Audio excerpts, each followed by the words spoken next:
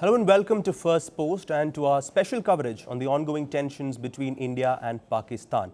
After India's Operation Sindoor, Pakistan has tried twice to attack military installations in northern and western India, and both times they were beaten back and repelled by Indian air defenses. The question is, where do we go from here? Has Pakistan completely refused to take the off-ramp on the escalation, and if so, where does this conflict end? To try and answer these questions, let me introduce my guest, Mr. Shringla, who is the former Foreign Secretary of India. In fact, he was the Indian ambassador to the United States during the last India-Pakistan military escalation after Pulwama and the Balakot airstrikes. Thank you so much, sir, for speaking to First Post. Thank you.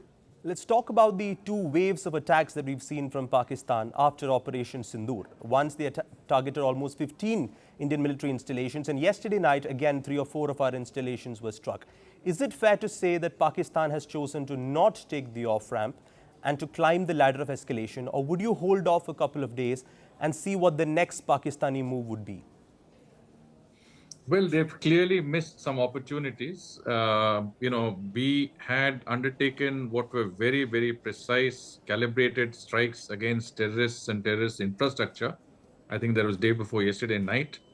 And no military installations, no, non-terrorist civilians were targeted.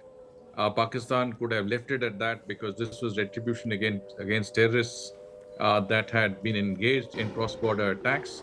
I do believe that the UN Security Council also gave us a justification for the attacks when it says that all those who are responsible, both in terms of as sponsors, financiers, organizers, perpetrators of this heinous terrorist attack, should be held accountable and brought to justice. So I think we had every reason, including under international law, to take those who are directly responsible for this attack out.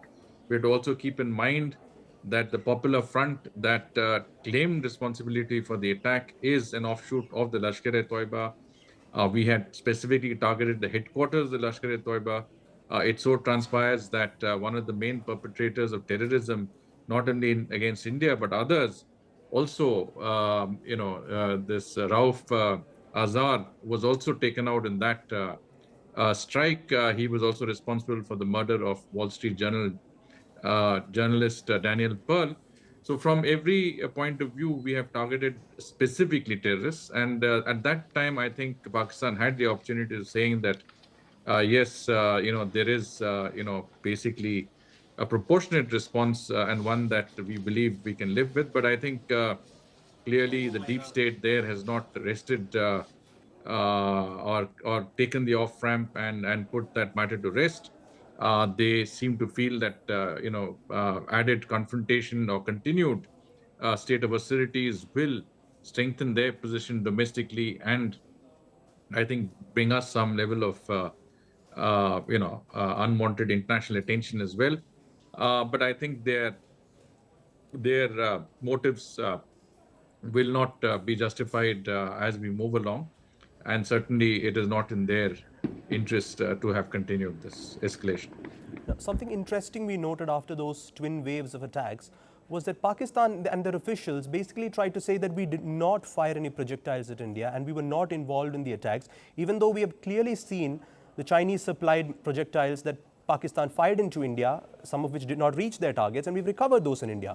So what explains this sort of attempt to distance themselves from these attacks when there's ample evidence that Pakistan has indeed fired projectiles at Indian targets? What do you make of that sort of a strategy? So first and foremost, I think completely unwarranted unilateral firing of heavy artillery and mortar at civilian locations across Jammu and in the Kashmir area took a lot of lives of innocent civilians also. That itself has been quite a major provocation. In addition to that, I think these strikes that we have all seen on television and the entire world has seen, I think it's there for everyone, evident for everybody to see that this has emanated from Pakistan. For them to deny this is really difficult to understand. But then a lot of things that Pakistan does is difficult to understand, starting with the terrorist attack itself. And why would you undertake a terrorist attack in today's day and age when you have your hands full of problems within your country, you need to focus your attentions internally rather than to try and distract attention externally.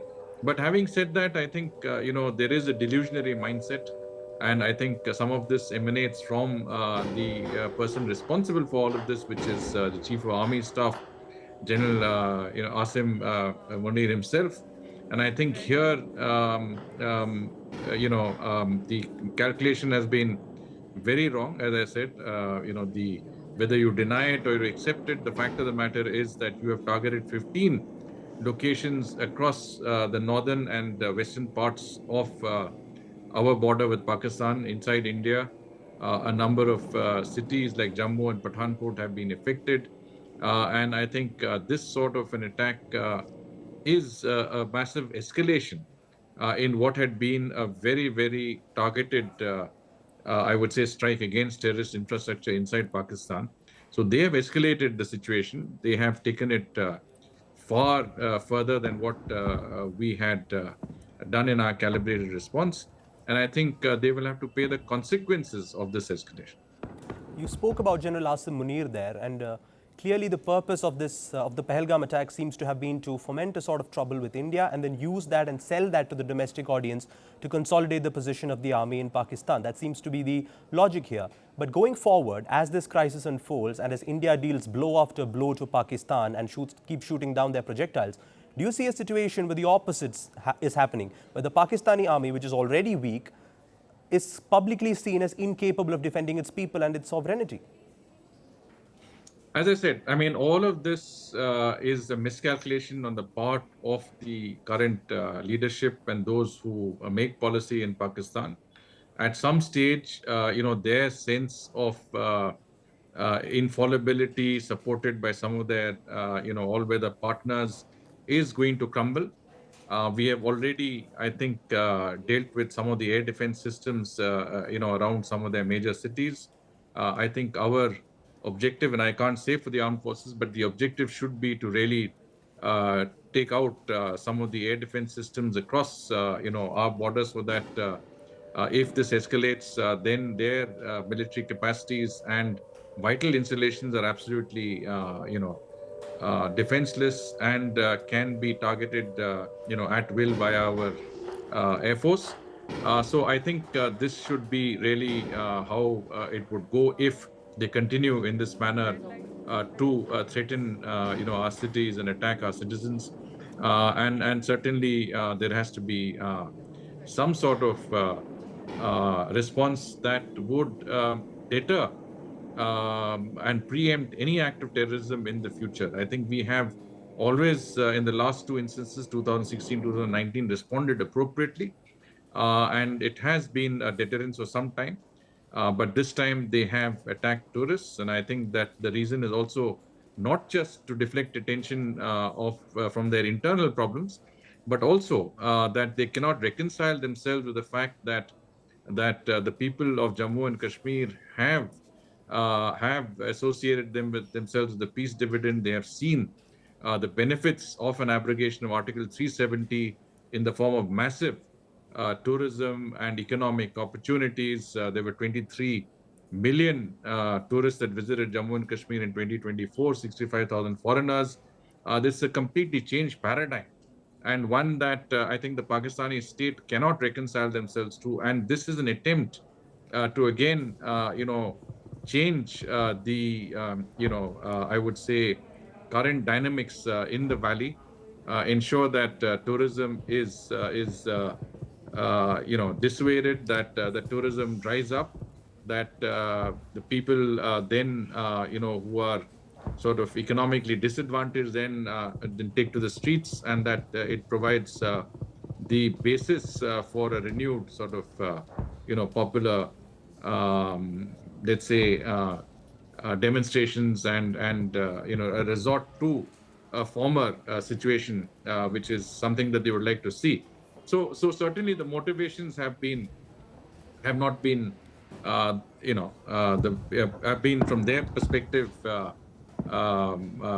essentially against what India stands for, and we need to make sure that that narrative does not succeed both in terms of the retribution that they will face every time there's a terrorist attack, particularly one as heinous as the one that we saw on 22nd of April, but at the same time, preempting further attacks in the future and making sure that this message goes down. And as you say, over a period of time, popular support, begins to give way when they find that their leadership has led them up the garden path. I mean, there is that IMF bailout is in trouble. Their support from their major partners like Saudi Arabia, and other countries in the Gulf wanes. That they are left with very little recourse. This all is going to impact on them domestically, and so that's why I feel it's a failed move. It's a miscalculation on the part of the military leadership of the country. I'd like to talk a bit about the United States now. Vice President J.D. Vance gave an interview yesterday where he said this is not our war, and so we are not going to get involved, and we are not going to ask either side to do anything. It's their war, they'll sort it out. I'm wondering how you see that statement, considering that the Pakistanis and their main weapon is the American supplied F-16, and multiple reports say that they've already used that against India, even though it's not part of the rules. So how do you see Mr. Vance and his statement? Is that a positive statement as far as India goes, or should he be putting more pressure on the Pakistanis? Vice President J.D. Vance is the ideologue. He's of the Trump administration. He's one of the very, very key decision makers in that country. I think his statements have been very, very clear. What he's saying is that India has the right to exercise its self-defense. Go ahead and do what you want. Terrorism has no place in this world. We will not intervene, and the nuclear option is not something that is going to come about. This entire bogey that you keep seeing in the BBC and other channels about two nuclear armed states having a confrontation as though we are about to go into nuclear Armageddon is something completely false and unreal. I think J.D. Vance is the realist. He's put it across in very, very stark terms. And essentially, he has given us the go-ahead. You're right that Pakistan does depend a fair amount on U.S. Defense platforms, including the F-16. But don't forget that lately they've got help not only from their all-weather friends in China, but also from the Turks who have rushed to supply, equipment, in my view, drones to Pakistan, thereby trying to empower them, in a contest that really is trying to say that we support terrorism across the world. And I think this is something that we cannot easily condone. So from all accounts, I think we have to see who are our friends at this stage and who are not with us. And the United States certainly, I think, is strongly on the side of counterterrorism, on the side of countries that follow democracy and rule of law, and they also I think appreciate India as a major partner in the Indo-Pacific, a partner in the Quad, and a major economic partner in that sense of the term. So I think we have been very successful in our diplomatic outreach, informing everybody, getting the right support, and doing things in a calibrated manner that will take it to its logical conclusion, one way or the other. Now, like I mentioned at the start, you were India's ambassador to the United States during the last military escalation and during Balakot, and I'm sure you dealt closely with the Trump administration back then. Could you just give us some insights on how the administration and President Trump personally handled the situation back then and what you're hearing from the White House right now? How do those two reactions compare when you look at them? Pratik, I remember in February 2020, I just reached the United States, and the Pulwama attacks took place. President Trump came out very strongly on our side when he said India has the right to exercise its self-defense. This time, if you saw, his immediate gut reaction was that not only to condemn terrorism, but also to say that I'm with Prime Minister Modi, I'm with the people of India. And that says a lot in terms of the way the current US leadership looks at India and the current crisis that we face in terms of cross-border terrorism. And I think the US has been supportive. There were 65 senators, congressmen, important members of the administration, that immediately issued messages of support in 2019 in the wake of Pulwama. This time again, we have strong support across the board from the United States. And that sort of support, I think, is not only important diplomatically when we come to the UN Security Council, comes to the way other states take the cue, but also in terms of the fact that we do require support in every other way possible. You mentioned about Pakistan having to use the platforms such as the F-16. The fact is, in today's warfare, uses up material at a prodigious rate. You need to be able to replenish and renew them, and for that you need to go back to those original equipment manufacturers. And so, whatever equipment you use, you must have the ability to quickly, get replacements, replenishments, so that you continue to be in the game, and that ultimately, you are able to do what is necessary in terms of getting the upper hand, because you are better resourced and better organized, honestly, and with better leadership. One big difference we've seen between the last confrontations and this time is how the Gulf states have reacted. Now, I think Foreign Secretary Misri referred to that in his press conference yesterday, that there is a clear shift in tone and the wordings of the statements coming out from the Gulf. And I think the Saudi Arabians and the Indian side released a joint statement after the attack because Prime Minister Modi was there. How much can we expect the Gulf states to shift towards India's side? What is the extent to which they will abandon Pakistan, do you think? Because they have historic ties there, don't they?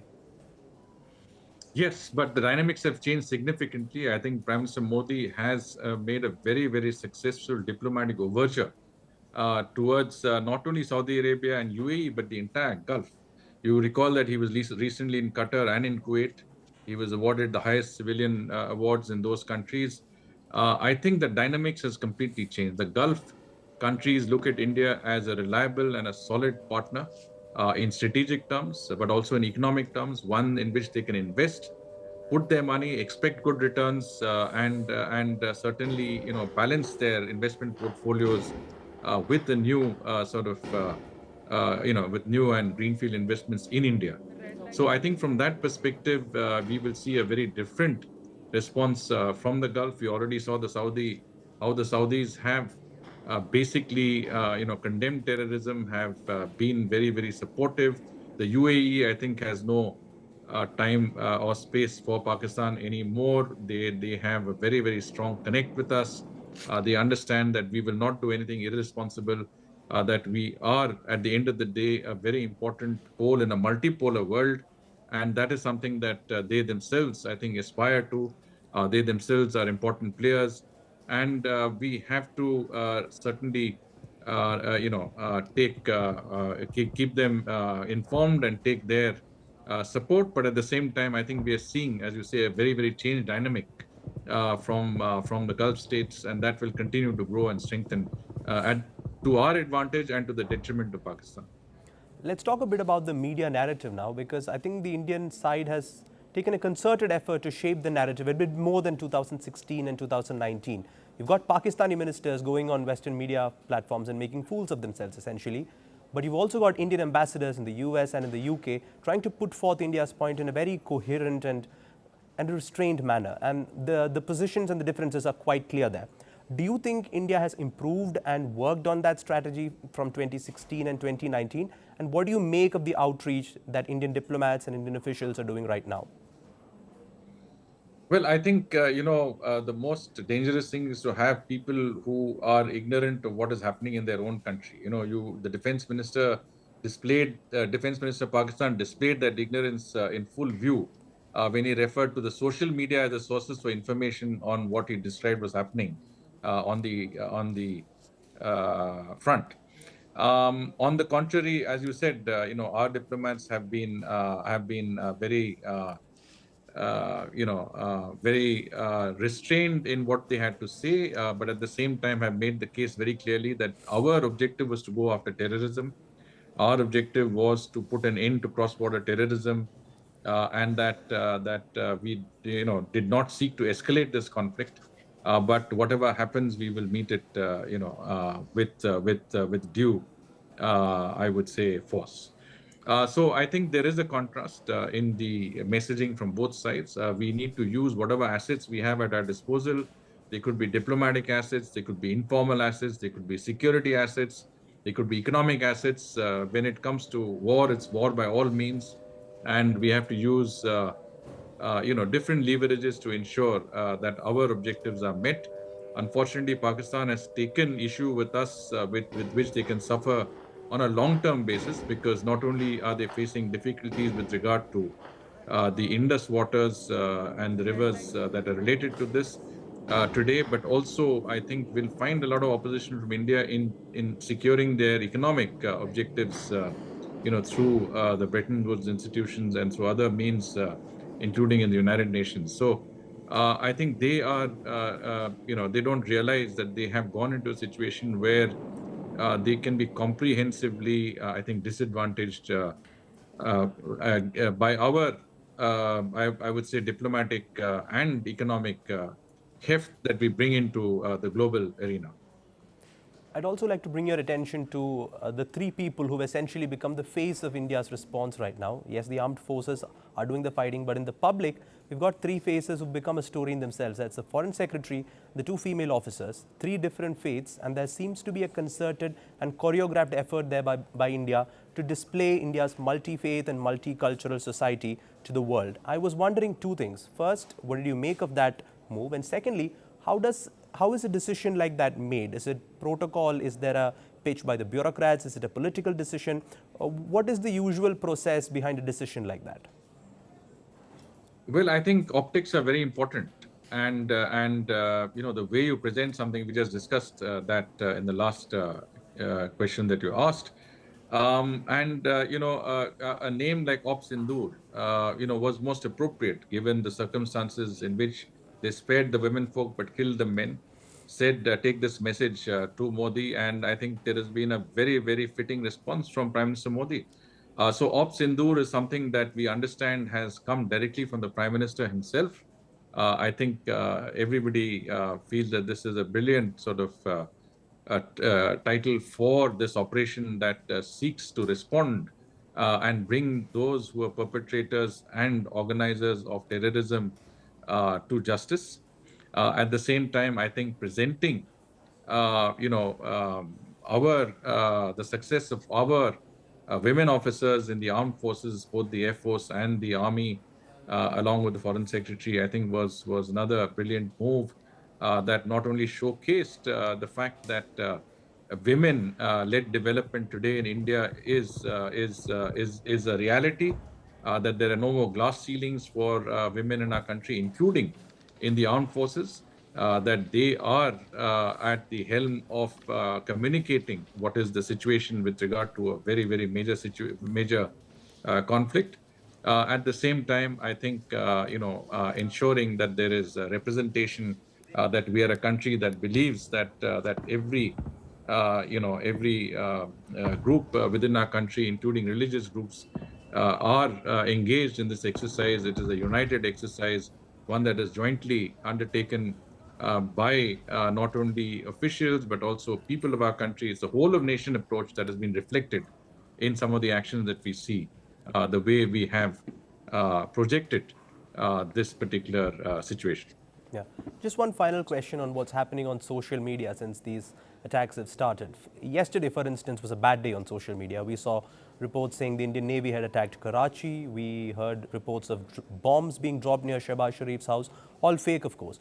I'm wondering, as someone who's worked in government and who's, I bet, been through such tense situations, how worrying is the prospect of disinformation and misinformation on both sides of the border for the Indian government, and what more can officials do to control the narrative and ensure that only facts get out there? Or is it incumbent on the social media users and the media to make sure the narrative is right? Well, Pratik, you're right in saying that this is a new reality that we're seeing today. I think it's brought home to us the huge role of social media, not only in purveying information, but also possibly as a channel of miscommunication with fake news and false news and all sorts of misleading information that is put out. I think viewers have to exercise a fair amount of discretion in seeing what in believing and giving credence to the different news items that come through the social media. We always look for the authenticity of that information.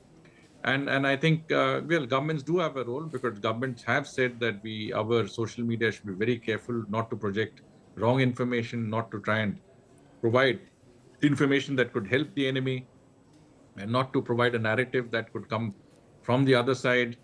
So there have been guidelines that have been issued, and I think it's very necessary in today's context, where fake news and false reporting, efforts to try and change the narrative through such means is very, very prevalent. And as citizens, I think it's our first responsibility to do what it takes. But government also certainly has a role and is exercising the role. I'm sure the next couple of days are going to be very crucial in this conflict, and India has certainly displayed a lot of restraint and maturity in the way we responded after the Pahalgam attack. We can only hope that the same senses prevail on the other side. It doesn't seem like they are, but let's hope that common sense and logic does prevail on the Pakistani side. We'll keep this conversation going. Thank you so much, Mr. Shringla, for speaking to First Post. Thank you. Thank you.